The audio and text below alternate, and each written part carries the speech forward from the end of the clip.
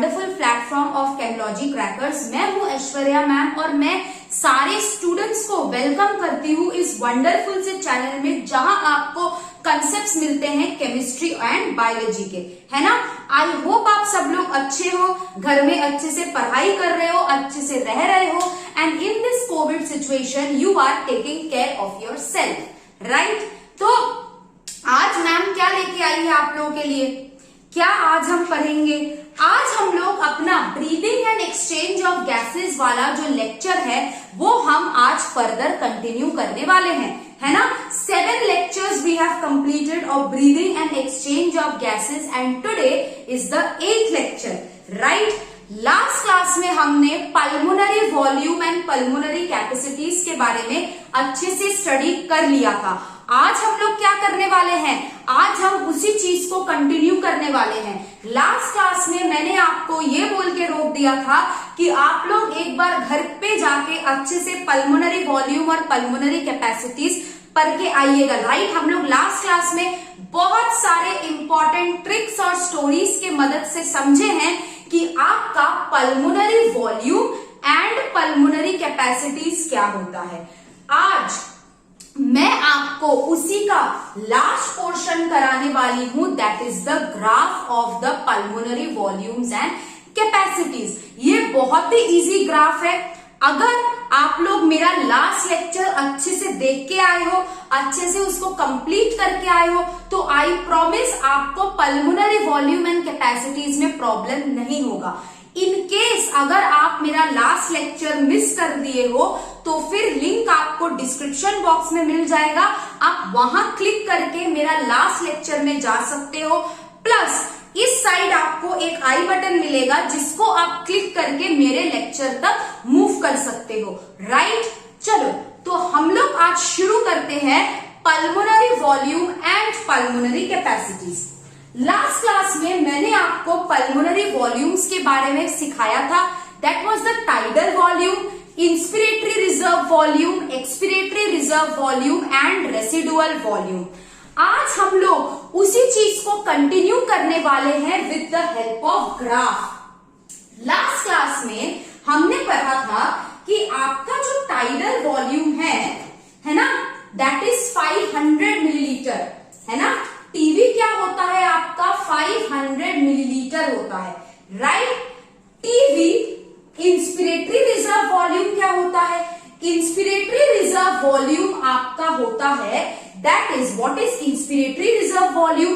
Inspiratory reserve volume is the volume of air that you inspire after normal breathing. Normal breathing के बाद हम जो air extra तरीके से इनहेल कर सकते हैं उसको हम इंस्पिरेटरी रिजर्व वॉल्यूम बोलते हैं, करेक्ट। हम लोग क्या बोलते हैं, इंस्पिरेटरी रिजर्व वॉल्यूम। अब चलो विदाउट फर्दर अड्यू हम इसको स्टार्ट करते हैं, ठीक है।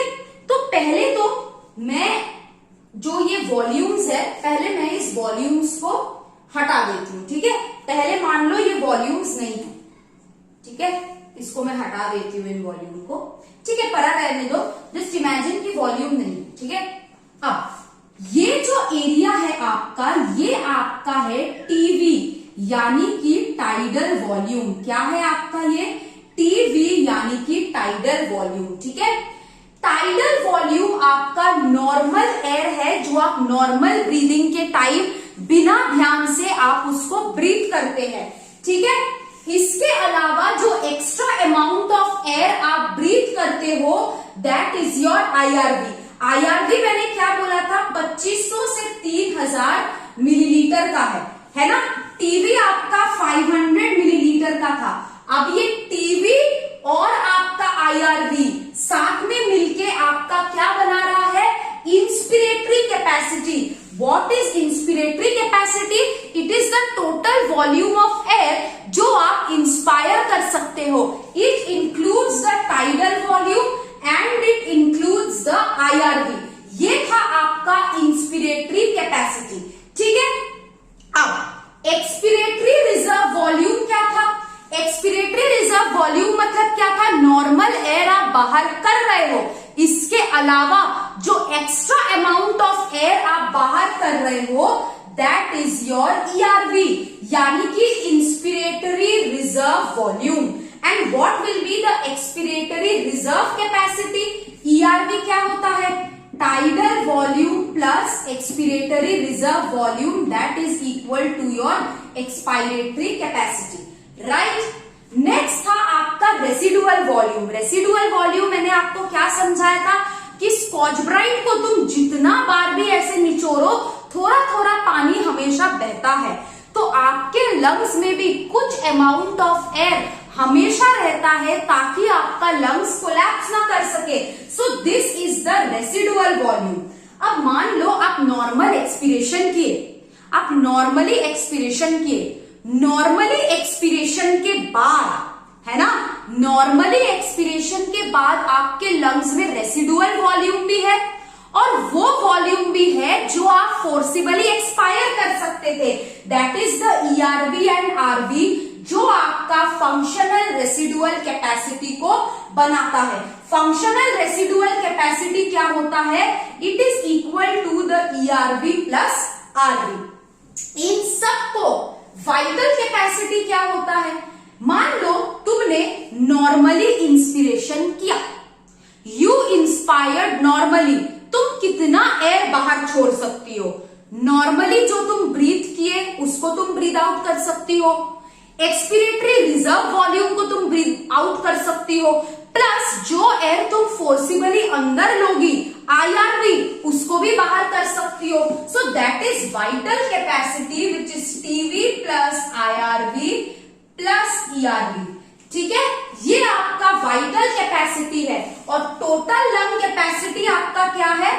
Vital capacity plus functional residual volume या फिर functional residual VC plus residual volume, है ना। VC plus residual volume is the functional reserve या फिर फंक्शनल रेसिडुअल कैपेसिटी, ठीक है। फंक्शनल रेसिडुअल कैपेसिटी आपका क्या है? ERV प्लस RV, ठीक है। वाइटल कैपेसिटी क्या है? IRV plus ERV plus TV, है ना। तो vital capacity plus residual volume is equal to your total lung capacity. So ये ग्राफ आपके लिए बहुत इंपॉर्टेंट है जहां पे आप सीखते हो कि टाइडल वॉल्यूम क्या होता है, इंस्पिरेटरी रिजर्व वॉल्यूम क्या होता है एंड एक्सपिरेटरी रिजर्व वॉल्यूम क्या होता है। आई होप ये यहां तक सबको क्लियर है। अगर क्लियर है तो हम इसके आगे देखेंगे, है ना। इसके आगे हमें क्या देखना है? इसके आगे हमें देखना है कि how exchange of gases are taking place. आप एक बार इस ग्राफ को अच्छे से देख लीजिए, फिर हम एक्सचेंज ऑफ गैसेस स्टडी करेंगे। Please go through this graph once.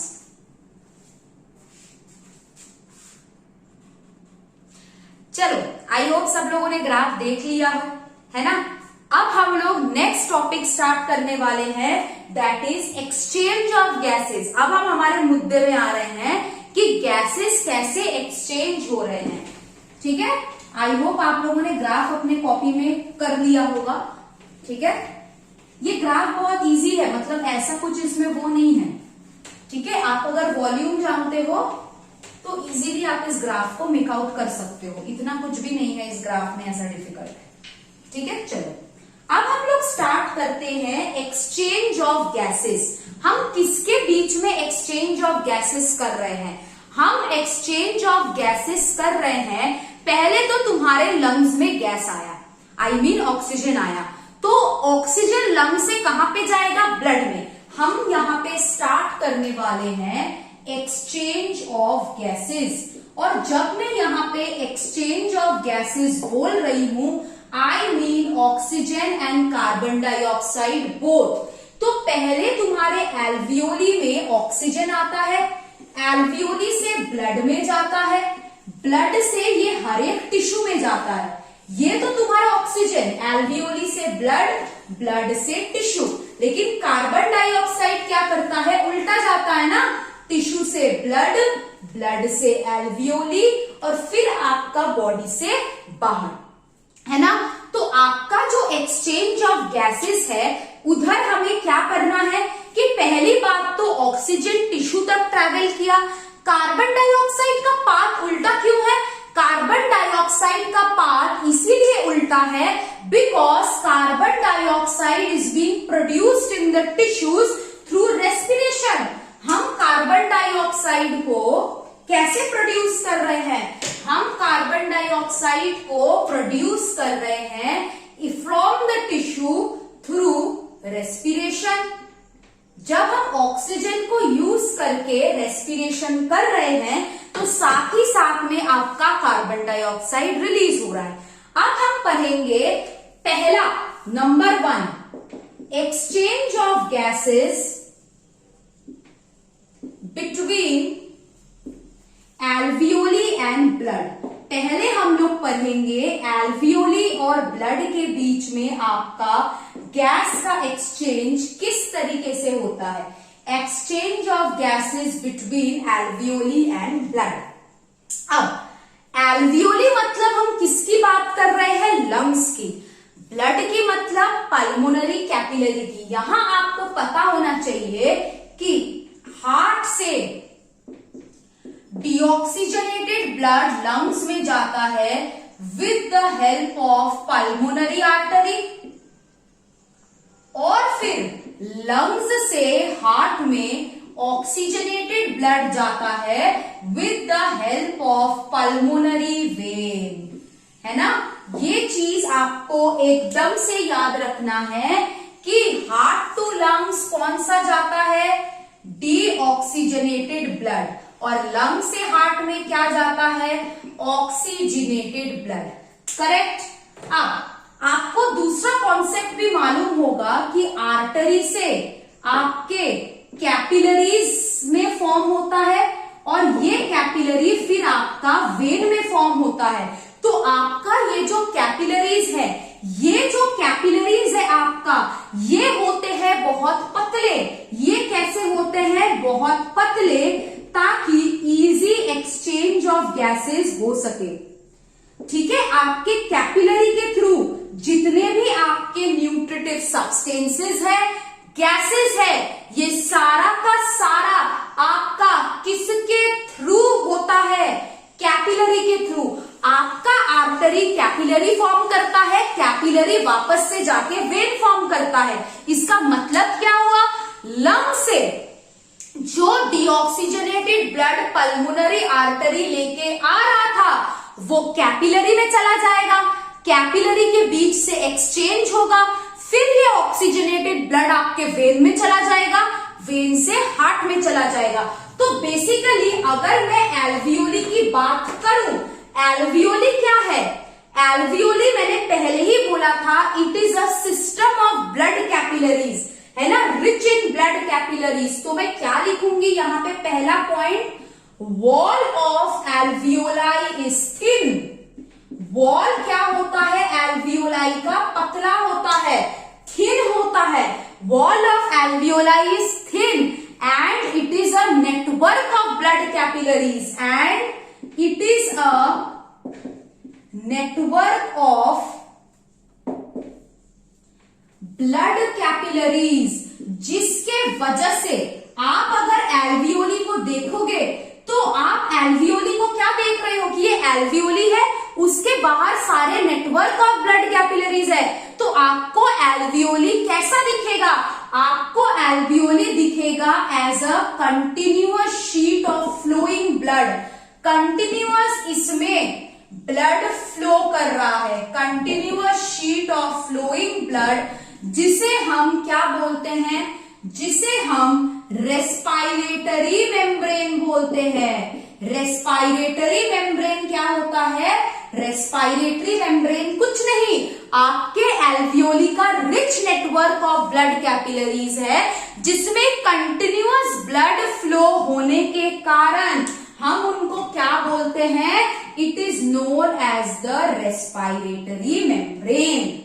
ठीक है, ये अलग है, ये अलग है। एल्वियोली के ब्लड कैपिलरी है, लेकिन लंग से, हार्ट से जो डीऑक्सीजनेटेड ब्लड आ रहा है वो डीऑक्सीजनेटेड ब्लड आपके कैपिलरी में चला जा रहा है, ये अलग हो रहा है और ये चीज अलग है।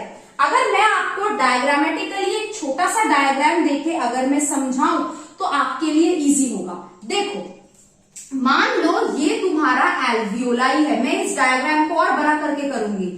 ये मान लो तुम्हारा एल्वियोली है, ये तो नेटवर्क ऑफ ब्लड कैपिलरीज है ही, साथ में यहाँ पे ऐसे पल्मोनरी आर्टरी आया, पल्मोनरी आर्टरी बहुत सारे पतले पतले कैपिलरीज में टूट गया, ठीक है, बहुत सारे पतले पतले कैपिलरी में टूट गया और फिर ये क्या बनाया आपका वेन।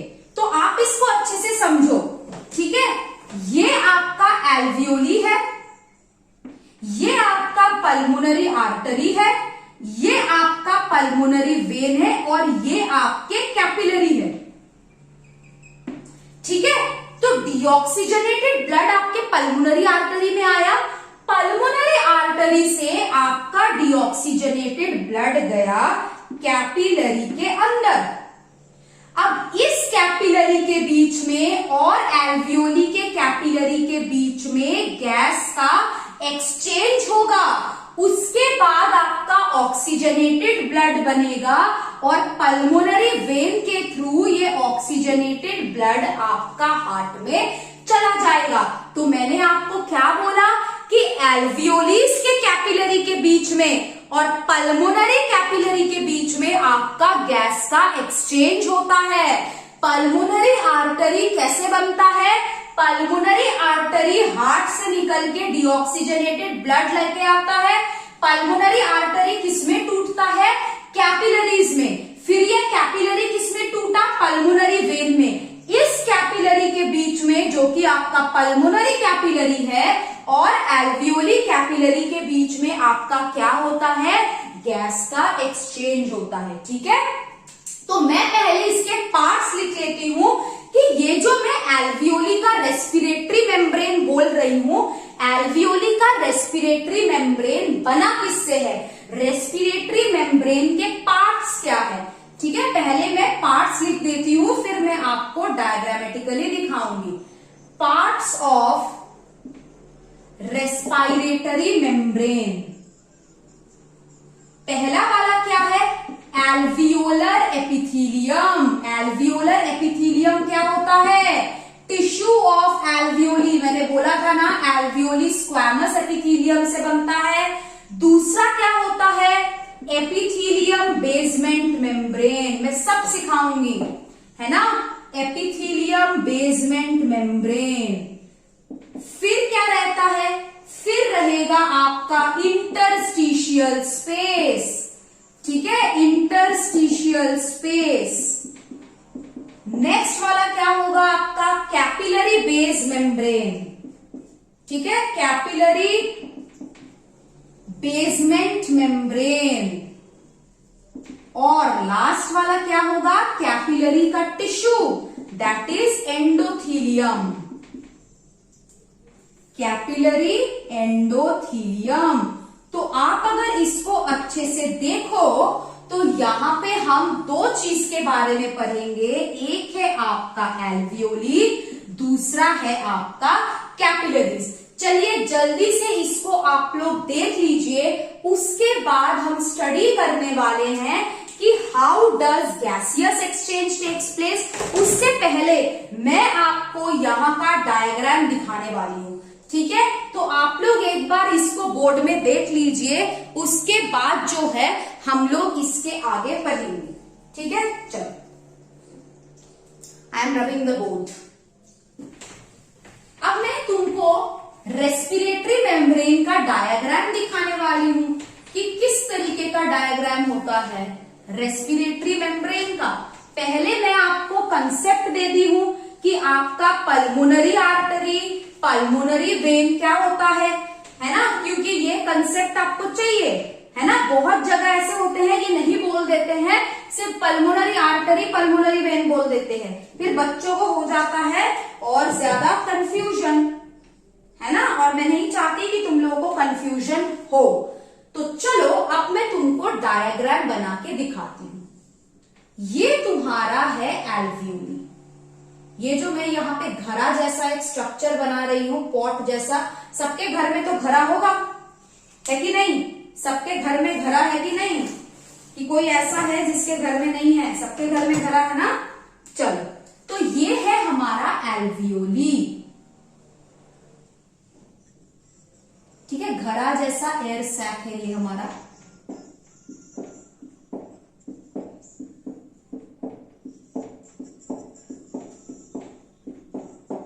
ठीक है, अब ये एल्वियोली किसके साथ गैस एक्सचेंज करेगा? पल्मोनरी कैपिलरी के साथ। ये हमारा पल्मोनरी कैपिलरी है।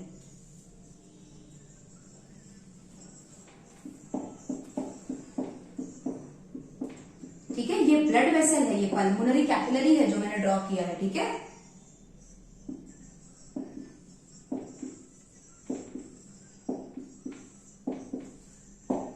ठीक है, अब यहां पे मैं ड्रॉ करने वाली हूं आपका पल्मोनरी आर्टरी। पल्मोनरी आर्टरी जो है उसको मैं पीए लिखूंगी। पल्मोनरी आर्टरी यहां पे क्या भेजता है? डीबी। डीबी यानी कि डीऑक्सीजनेटेड ब्लड। और पल्मोनरी वेन यहां से क्या लेके जाता है? Oxygenated blood. ठीक है, ये ब्लड वेसल्स में क्या रहेगा? इस ब्लड वेसल्स में आरबीसी रहेगा ना, क्योंकि ऑक्सीजन का ट्रांसपोर्ट कौन करेगा? तो ये है तुम्हारे आरबीसीज। ठीक है, ये है तुम्हारा एल्वियोली। अब देखते हैं। ठीक है, यहां से ब्लड से तुम्हारा CO2 ऐसे जाता है और O2 तुम्हारा ब्लड से इस तरीके से आता है। This is your capillary. ठीक है, ये जो मैंने यहां पे बनाया है, दिस इज योर कैपिलरी। और ये जो मैंने आपको यहां पे बनाया है, दिस इज योर एल्वियोली। ठीक है, यहां से ऐसे एयर यहां से आना जाना करता है। ये आपका एल्वियोलर वॉल है। ठीक है, और ये जो अंदर वाला जो स्पेस है, इसको हम एल्वियोलर कैविटी बोलते हैं। This is known as alveolar cavity. अब इसको हम थोड़ा बड़ा करके ड्रॉ करते हैं ताकि हम बेसमेंट मेम्ब्रेन सब कुछ जाने। उससे पहले ये बेसमेंट मेम्ब्रेन क्या होता है? ये बेसमेंट मेम्ब्रेन का कंसेप्ट जो है मैं आपको यहां देती हूं। देखो, आपके जो एपिथेलियल टिश्यू है, एपिथेलियल टिश्यू मतलब simple epithelial tissue, squamous epithelium. आपका जो एपिथेलियल टिश्यू होता है उसमें एवैस्क्यूलर होता है एपिथेलियल टिश्यू। अगर वो एवैस्क्यूलर होता है, अगर उसमें ब्लड सप्लाई नहीं है, तो वो किस तरीके से आपका जिंदा है? उसको ब्लड कौन दे रहा है? अगर उसमें ब्लड सप्लाई नहीं है तो उसमें ब्लड दे कौन रहा है? ये चीज अभी हम लोग समझेंगे। आपका जो एपिथेलियल टिश्यू है, ये आपका एपिथेलियल टिश्यू है, ये हमेशा इसके नीचे कनेक्टिव टिश्यू रहता है। हमने पढ़ा है ना, alveoli is made up of elastic and reticular connective tissue. Alveoli भी आपका सिंपल एपिथेलियम से बना है। और एपिथेलियम हमेशा किसके ऊपर रहता है? कनेक्टिव टिश्यू के ऊपर। और एपिथेलियल टिश्यू इस तरीके से आपका नीचे यहाँ पे बेसमेंट मेम्ब्रेन बनाता है। Basement membrane is present between epithelial tissue and connective tissue. तो आपका एल्वियोली एपिथेलियल टिश्यू है, तो उसमें क्या रहेगा? बेसमेंट मेम्ब्रेन रहेगा उसके नीचे। अगर मैं कैपिलरी की बात करूं, आप लोग सर्कुलेटरी सिस्टम में इसके बारे में स्टडी करेंगे कि आपका जो कैपिलरी है ये पतले क्यों होते हैं? क्योंकि it is made up of only endothelium. केवल और केवल आपके एंडोथीलियम से बनता है, which is also a normal simple tissue. Endothelium simple. ठीक है, ओके, करेक्ट। चलो अब हम इसको बड़ा करके ड्रॉ करते हैं। ठीक है,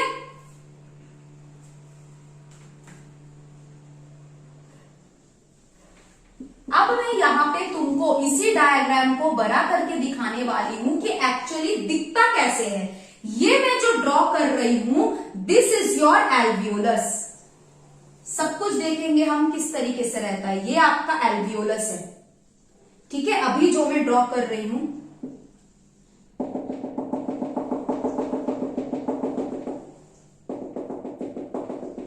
अब इसमें अगर आप देखेंगे कि ये जो है आपका, है ना, this is the basement membrane of alveoli. ये क्या है? ये एल्वियोली का बेसमेंट मेम्ब्रेन है, बेसमेंट मेम्ब्रेन ऑफ एल्वियोली, ठीक है। और एल्वियोलर एपिथीलियम है आपका ये, this is your alveolar epithelium. और एल्वियोलर एपिथीलियम के नीचे क्या है? Basement membrane. फिर उसके बाद आपके बीच में एक इंटरस्टिशियल स्पेस होगा। फिर इंटरस्टिशियल स्पेस के बाद आपका क्या बनेगा? यहां पे आपका बनेगा कैपिलरी। अब ये मैं कैपिलरी ड्रॉ कर रही हूं, ठीक है। चलो, ये मैं अभी जो ड्रॉ कर रही हूं, it is your capillary.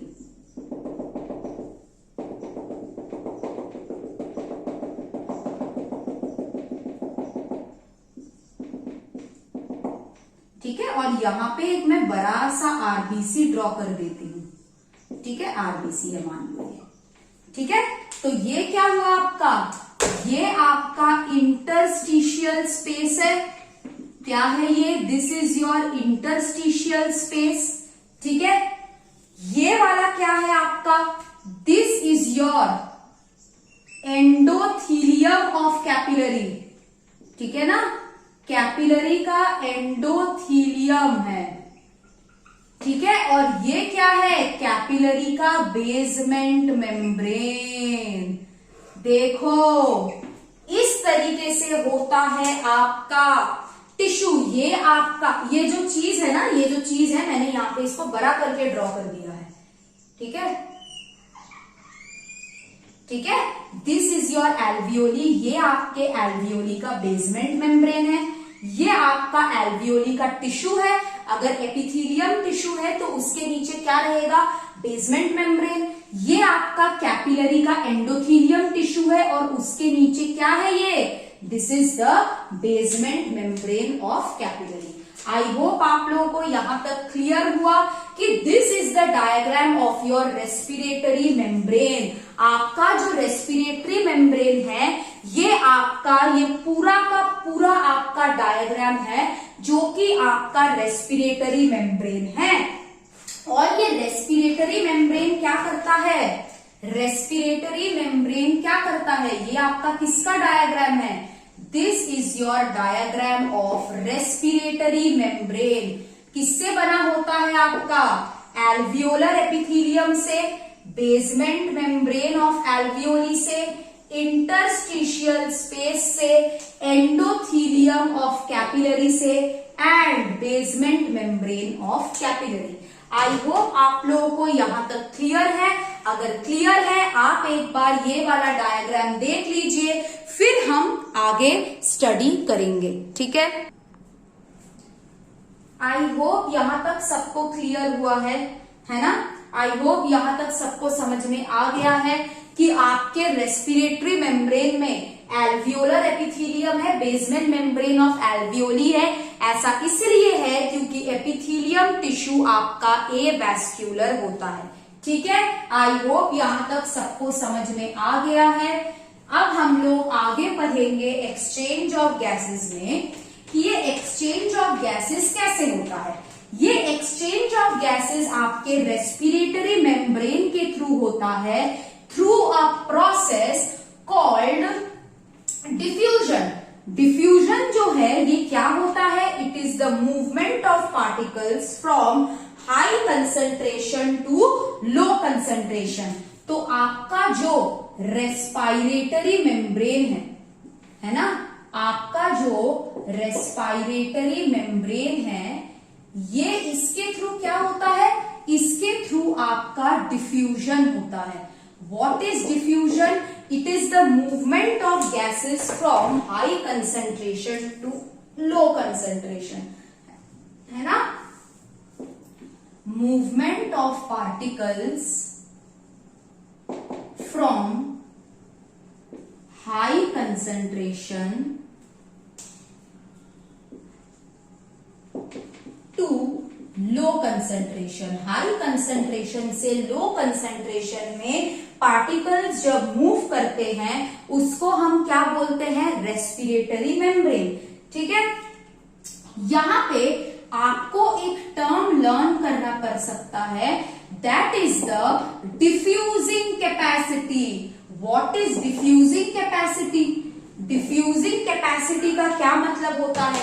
Diffusing capacity का मतलब होता है कितना वॉल्यूम ऑफ गैस आपका पर मिनट डिफ्यूजिंग मेम्ब्रेन के थ्रू जा रहा है। ठीक है, so what is diffusing capacity? Diffusing capacity is the volume of gas. ठीक है, क्या है ये? Volume of gas. ठीक है, volume of gas that passes through membrane, volume of gas that passes through membrane per minute, that passes through membrane per minute for a pressure difference of, ठीक है, for a pressure difference of 1 millimeter Hg। ठीक है, for a pressure difference of 1 millimetre Hg। तो आपका जो respiratory membrane है इसके through क्या हो रहा है? इसके थ्रू आपका डिफ्यूजन हो रहा है, और यहां पे एक टर्म पढ़ना है, that is diffusing capacity, which means that the volume of gas that diffuses through membrane per minute for a pressure difference of 1 millimeter Hg। 1 millimeter Hg के लिए आपका कितना गैस आपका डिफ्यूजिंग मेम्ब्रेन के थ्रू पास हो रहा है उसको हम डिफ्यूजिंग कैपेसिटी बोलते हैं। अब ये जो डिफ्यूजिंग कैपेसिटी है ये सोल्यूबिलिटी के ऊपर डिपेंड करता है ना? किसके सोल्यूबिलिटी के ऊपर? ऑब्वियसली सोल्यूबिलिटी ऑफ गैस के ऊपर। थिकनेस ऑफ मेम्ब्रेन के ऊपर डिपेंड करता है। ठीक है, मेम्ब्रेन जितना थिन होगा, जितना पतला होगा, उतना जल्दी डिफ्यूजन होगा, और आपका प्रेशर ग्रेडियंट के ऊपर डिपेंड करता है। किसके ऊपर डिपेंड करता है? प्रेशर ग्रेडियंट के ऊपर। तो आपका जो डिफ्यूजिंग कैपेसिटी है, diffusing capacity is dependent upon solubility of the gas, thickness of the membrane and the pressure gradient. अब यहां पे आपको एक टेबल पढ़ना होगा, that is the table of partial pressure. देखो, टर्म देख के बिल्कुल मत घबराना, ये तुम बस याद रखना कि गैसेस जो है हाई कंसंट्रेशन से लो कंसंट्रेशन में मूव करते हैं। ठीक है, तो आपको यहाँ पे 3 गैसेस के बारे में जानने हैं, O2, CO2 और N2। ये ऑक्सीजन आपका इंस्पायर्ड एयर में कितना रहता है? ये ऑक्सीजन आपका एक्सपायर्ड एयर में कितना रहता है? ठीक है, ये ऑक्सीजन आपका एल्वियोलर एयर में कितना रहता है? ठीक है, आपका वीनस ब्लड में कितना रहता है? आर्टीरियल ब्लड में कितना रहता है? और आपके टिश्यू में कितना रहता है? ये आपको डेटा जानना है।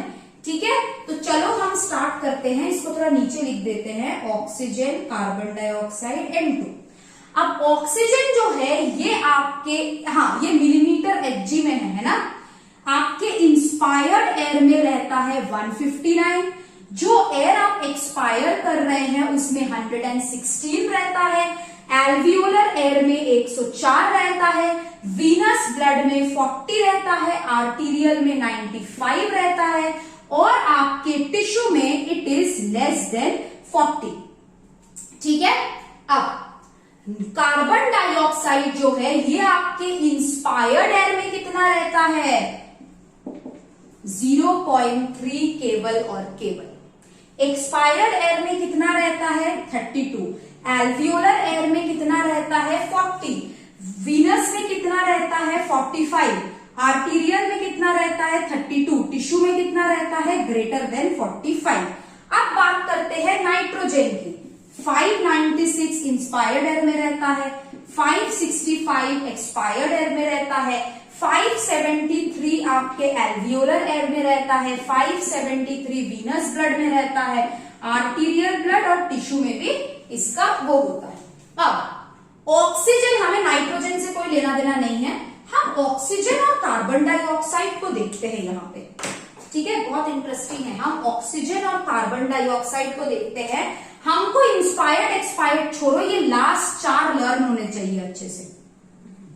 एल्वियोलर एयर में अच्छे से तुम देखो, एल्वियोलर एयर में ऑक्सीजन 104 रहता है, ठीक है। जो तुम्हारा डीऑक्सीजनेटेड ब्लड है उसमें कितना रहता है 40, आर्टीरियल ब्लड में कितना रहता है 95, ठीक है। पल्मोनरी आर्टरी में, ये पल्मोनरी वेन की मैं बात कर रही हूं। टिश्यू में कितना रहता है आपका लेस देन 40 मिलीमीटर Hg।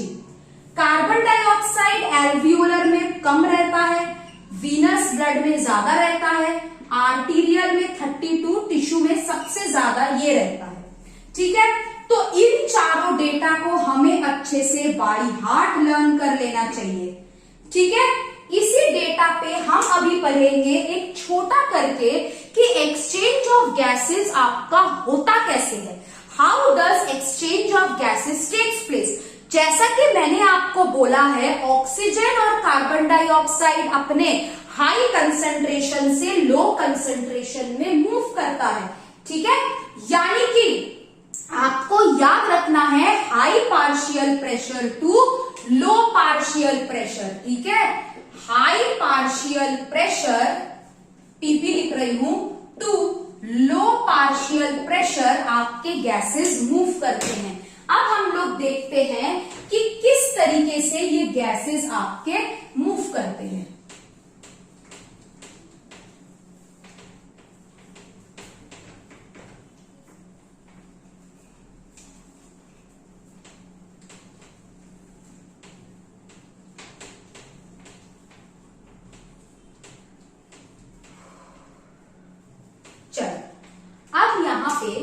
पहले तो मैं यहाँ पे बनाऊंगी एल्वियोली एंड ब्लड के बीच में पहले एक्सचेंज होगा, वो कैसे होगा, ठीक है। फिर मैं बनाऊंगी कि ब्लड और टिश्यू के बीच में किस तरीके से आपका एक्सचेंज हो रहा है, ठीक है। चलो अब हम लोग आगे देखते हैं, ठीक है। Let's do it right. अच्छे से सुनना। Partial pressure of oxygen in alveoli कितना था 104 मिलीमीटर Hg, है कि नहीं, 104 मिलीमीटर Hg। और आपका जो पार्शियल प्रेशर आपका ऑक्सीजन का आर्टीरियल ब्लड यानी कि पल्मोनरी आर्टरी में कितना था, partial pressure of oxygen in pulmonary artery आपका था 95 मिलीमीटर Hg। अब तुम मेरे को बताओ कि एल्वियोली से ब्लड में ऑक्सीजन जाएगा तो एल्वियोली में ऑक्सीजन का पार्शियल प्रेशर ज्यादा है, ऑक्सीजन का पार्शियल प्रेशर एल्वियोली में ज्यादा है और इधर कम है। PO2 of oxygen is more here and PO2 of oxygen is less.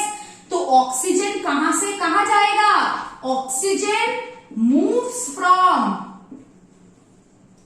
Alveoli to pulmonary artery. Oxygen कहां से कहां मूव करता है, एल्वियोली से लेके पल्मोनरी आर्टरी में। अब ब्लड में ऑक्सीजन पहुंच गया, ब्लड से ऑक्सीजन कहां पे जाएगा, टिश्यू में। ब्लड में कितना ऑक्सीजन है, PO2 आपका, PO2 आपका जो है ब्लड में 40 है, कितना है 40 मिलीमीटर Hg। और आपका जो partial pressure of oxygen tissue में कितना है, टिश्यू में है आपका लेस देन 40। तो पार्शियल प्रेशर ऑफ ऑक्सीजन ज्यादा किधर है, ब्लड में है और इधर कम है। तो आपका ऑक्सीजन कहां से कहां मूव करेगा, oxygen moves from blood to tissue. तो इस तरीके से आपके गैसेस सिंपल ये डिफ्यूजन का प्रिंसिपल फॉलो करके कहां से कहां जा रहे हैं, high partial pressure to low partial pressure. अब हम बात करते हैं कार्बन डाइऑक्साइड का।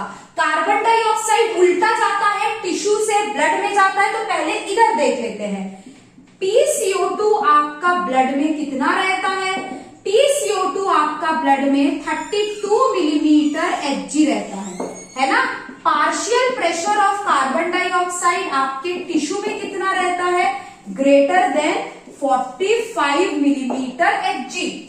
तो अगर आपका जो कार्बन डाइऑक्साइड है ये टिश्यू से ब्लड में जाता है, तो क्यों जाता है, क्योंकि यहां पे पार्शियल प्रेशर ज्यादा है, यहां पे कम है, तो CO2 कहां से कहां जाएगा, टिश्यू से लेके आपके ब्लड में जाएगा, है ना।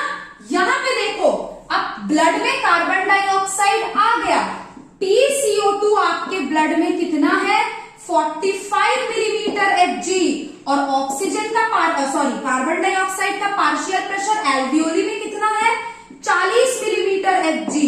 तो कार्बन डाइऑक्साइड कहां से कहां जाएगा, कार्बन डाइऑक्साइड आपके ब्लड से एल्वियोली में जाएगा, ठीक है ना, ब्लड से लेके एल्वियोली में जाता है।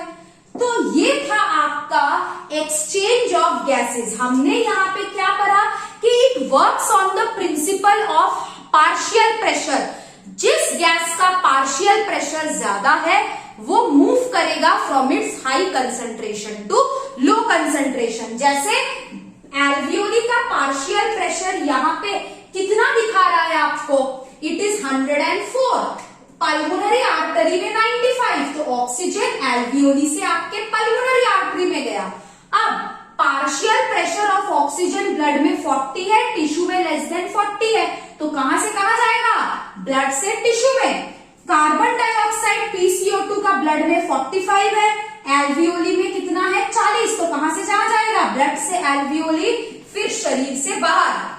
PCO2 ब्लड में कितना था, 32, टिश्यू में कितना था, ग्रेटर देन 45, क्योंकि टिश्यू में क्या हो रहा है, रेस्पिरेशन हो रहा है, तो कार्बन डाइऑक्साइड आपके टिश्यू से ब्लड में चला गया। आई होप आप सबको ये लेक्चर पसंद आया है। अगर आपको मेरा ये लेक्चर पसंद आया है तो काइंडली प्लीज सब्सक्राइब करिए एंड कमेंट्स में बताइए कि आपको ये लेक्चर कैसा लगा। अगर आप लोग इसके प्रीवियस लेक्चर नहीं देखे हैं तो आपको डिस्क्रिप्शन बॉक्स में इसका लिंक मिल जाएगा। काइंडली आप इसको रिवाइज करके आइए। नेक्स्ट क्लास में हम वेरी इंपॉर्टेंट स्टार्ट करेंगे oxy haemoglobin curve, dissociation curve, ठीक है। तो नेक्स्ट क्लास किसी को भी नहीं मिस करना है, आज तक एकदम अच्छे से पढ़ के आना है ताकि नेक्स्ट क्लास में कोई भी दिक्कत ना हो, राइट। चलो ठीक है, थैंक यू सब लोग, bye bye, take care, happy learning और अच्छे से पढ़ाई करना है।